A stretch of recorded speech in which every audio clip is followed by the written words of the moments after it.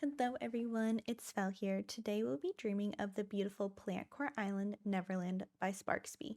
So go ahead and get cozy and let's get started.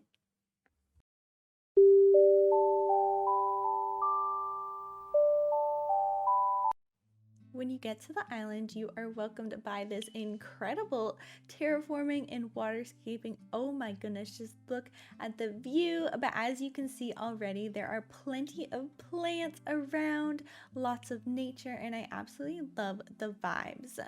We'll talk a little bit about Malin first before we get into the details of her island. Moline, aka Sparksby, is from Germany and she is also a streamer and a YouTuber, so make sure to check out her socials below. She is so talented and I love absolutely all of her content, and I'm so happy that I get to call her a friend. Malin did create the majority of this island on stream, so if you'd like to check out her Twitch or her YouTube and see a little bit more of what her process was like, feel free to do so. Also, make sure to check out her version of the island tour, where you get a lot more details and a little bit more of an inside look on her island. She is so talented and I'm sure you will enjoy it. But let's keep on going. Let's talk a little bit about the island itself and the theme. Her island, Neverland, is a Plantcore island, which is the first I've ever heard, and I absolutely love that she kind of came up with her own theme here. She said that there's all kinds of plants, trees, and shrubs on her island. She wanted lots of green and natural color schemes. And she said as soon as you visit, you're supposed to get into that lush and natural vibe, which you definitely do. Oh my goodness.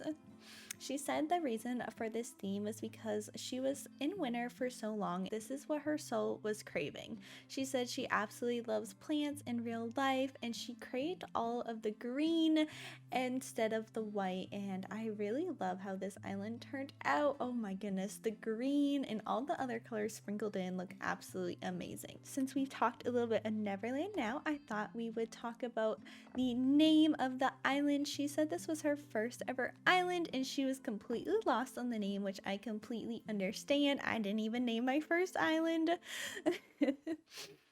But she said that she wanted something a little more personal to her, and she said that one of her favorite TV shows is Once Upon a Time, and her favorite character in that show is Captain Hook. So Neverland came to mind as there is definite ties to that character in that name. But let's keep on going and let's talk a little bit about the cuties she has on this island. The villagers that she has are Blair, Bones, Callie, Eric, Flurry, Gonzo, Grizzly, Hazel, Winnie, and Zep.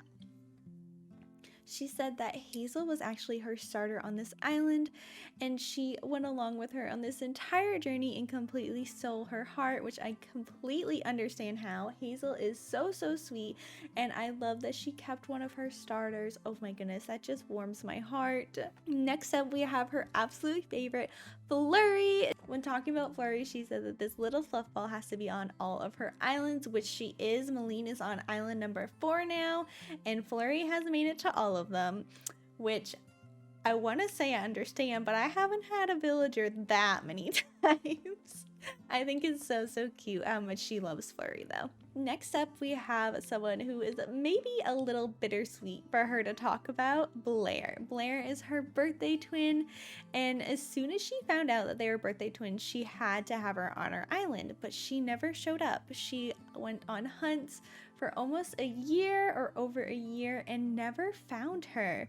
She ended up being the last villager she invited to her island, which was by Amiibo. As we get into more of her villagers, she does say that some of her villagers she did choose because of their house exterior, but she did end up falling in love with them anyways. Some of those villagers are Winnie, Callie, and Gonzo, which are all cuties and all have gorgeous houses, so I completely understand that.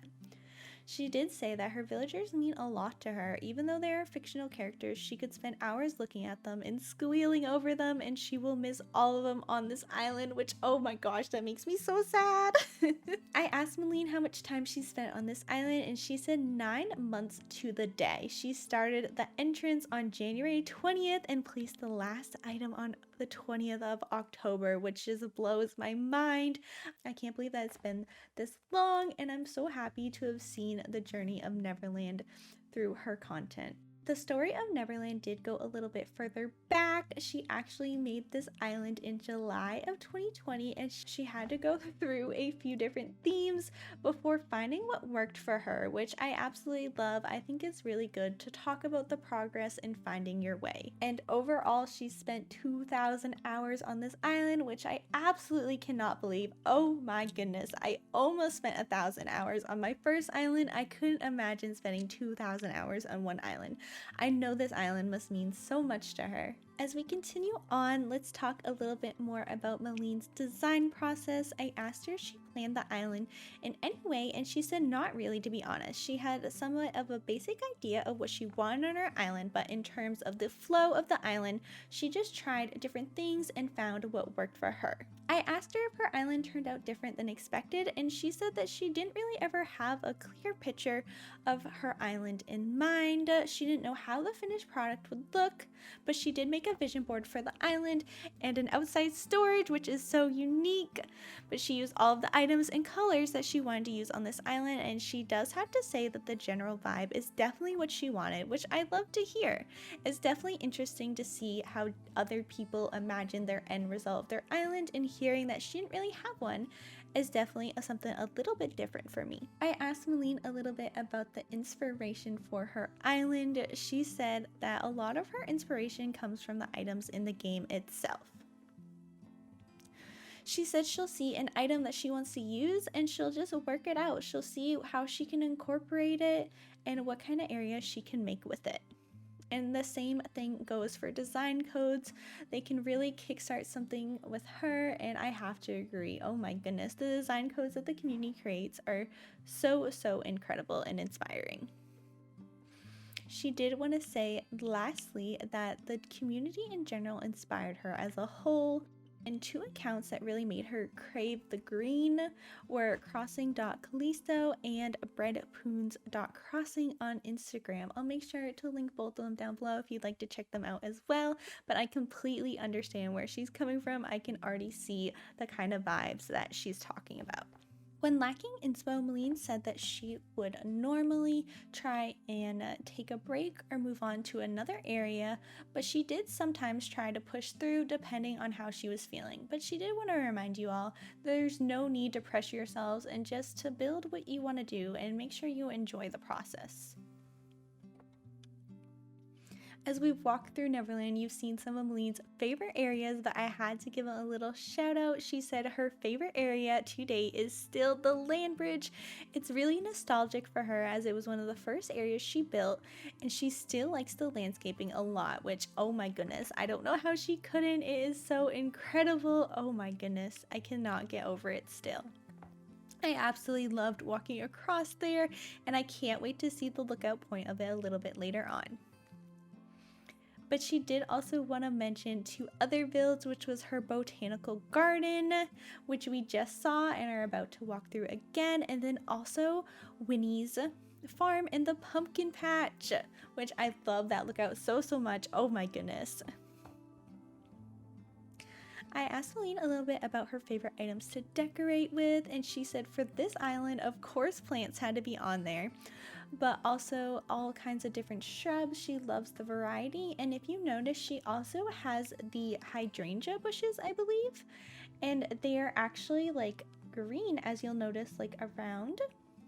I think is so interesting and such a cute detail that she went out of her way to time travel to the right date and time. That way she could have these green bushes to match the rest of her island. Let's go ahead and go check out her house.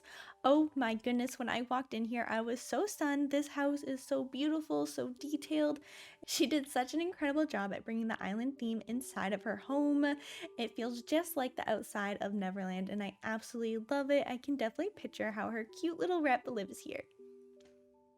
But as we continue throughout the house, you go ahead and see the bathroom up next. It's so cozy, and again, lots of plants all around. And I love how the bathtub is actually centered in the middle of the room. I thought that was such a nice detail, and also this flooring is something that I've never had to use before but always wanted to. So I love to see how she used it here. And here we are at this cozy little library and yoga spot. Oh my goodness, I had to curl up on the couch and get cozy in here, and I absolutely love it. I believe that this was something from her early YouTube channel. There she made like a little speed build. I think she did it like on Harv's Island first, or if not, she definitely brought the vibes over, and I absolutely love it. And here we are in the kitchen. Again, the theme, the colors, everything looks so well, which I can imagine was definitely hard to do for a kitchen. But look at like the toaster and the pots, and even the food on the counter is green. I absolutely love it. As we get upstairs to her bedroom, oh my goodness, I died when I walk in this room.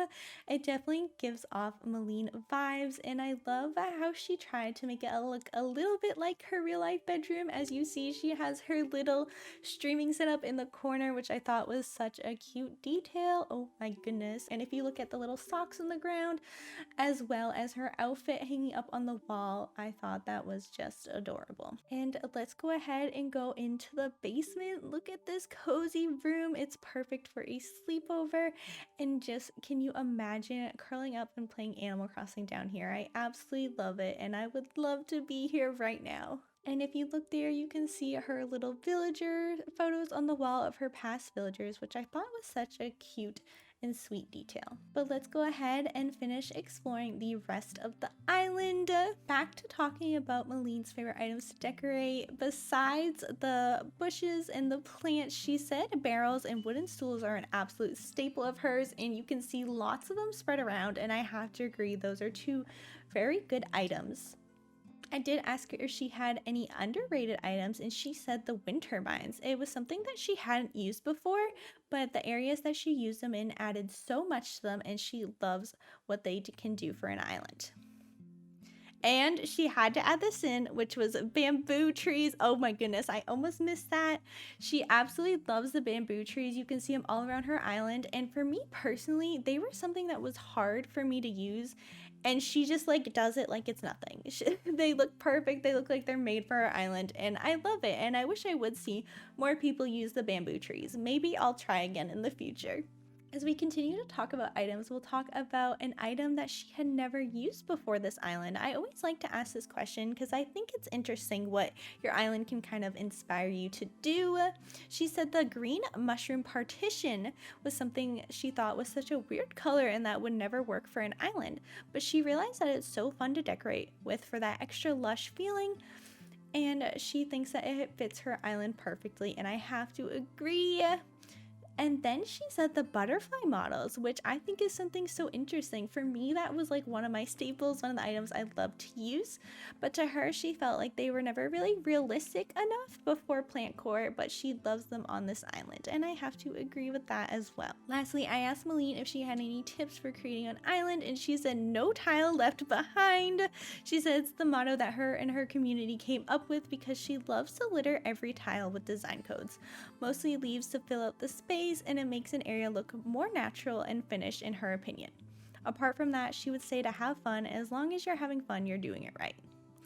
And we're almost done with this tour. Malin, thank you so much for letting me tour your island. It's such a surreal feeling. I can't believe that almost a year ago you toured my first ever island, and here I am touring your first ever one. Thank you so much for letting me do this and for being such an incredible friend. And to all of you, thank you so much for watching, and I hope you all have a great rest of your day. If you enjoyed the video, please consider leaving a like and subscribing. Bye bye.